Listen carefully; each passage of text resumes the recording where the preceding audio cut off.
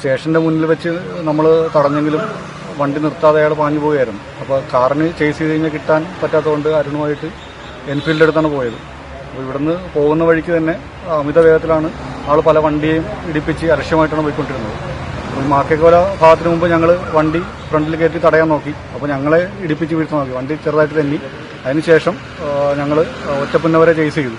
ഒറ്റപ്പുന്നെ എത്തിക്കഴിഞ്ഞപ്പോൾ ആൾ തവണക്കടവ് റൂട്ടിലേക്ക് വണ്ടി മാറ്റി വിട്ടു. അവിടെ പള്ളിച്ചന്ത ഭാഗത്ത് വെച്ച് വണ്ടി തടഞ്ഞതാണ്.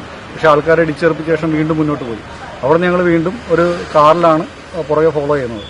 പിന്നെ ചേർത്തലയിൽ വിളിച്ചു പറഞ്ഞിട്ട് ചേർത്തലയിൽ നിന്ന് അവിടെ നിന്ന് CRV വാഹനം ഉണ്ടായിരുന്നു. അവർ ജീപ്പിൽ ചെങ്ങണ്ട ഭാഗത്ത് വെയിറ്റ് ചെയ്തു.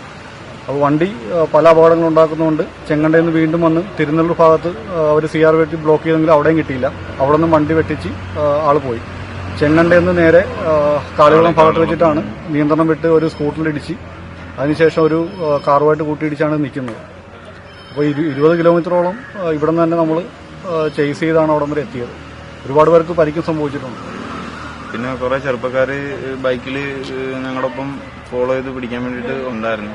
പിന്നെ പള്ളിച്ചന്ത ജംഗ്ഷനിൽ വെച്ചിട്ട് ഈ കാറൊന്ന് തടഞ്ഞു നിർത്താൻ നോക്കിയെങ്കിലും അവൻ വീണ്ടും റൈസ് ചെയ്തെടുത്തുകൊണ്ട് പോയി. കുറേ പേര് എന്ന് വെച്ചാൽ ഇവൻ ഫ്രണ്ട് ആരെങ്കിലും വട്ടം വീണ ഇടിച്ചിട്ട് മേത്തൂടി കയറ്റിക്കൊണ്ടു പോകണമെന്നുള്ള സ്റ്റേജിലായിരുന്നു. ഒരുപാട് പേര് സഹായിച്ചു.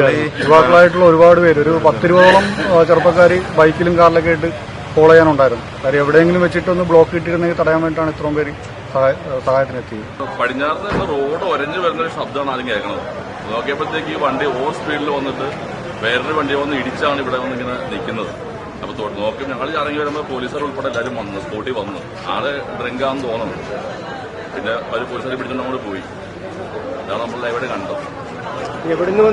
ഇത് പടിഞ്ഞാറിന്ന് വന്നതാണ്, ചേർത്തലയിൽ നിന്ന്. പക്ഷേ ഇത് മണപ്പുറം മുതൽ വണ്ടി തട്ടി അവിടെ വന്നിരുന്ന പറഞ്ഞത്. അപ്പോൾ അതിന്റെ ലെഫ്റ്റ് സൈഡിലെ ഫ്രണ്ടിലെ ടയർ ഡാമേജ് ആയിരുന്നു.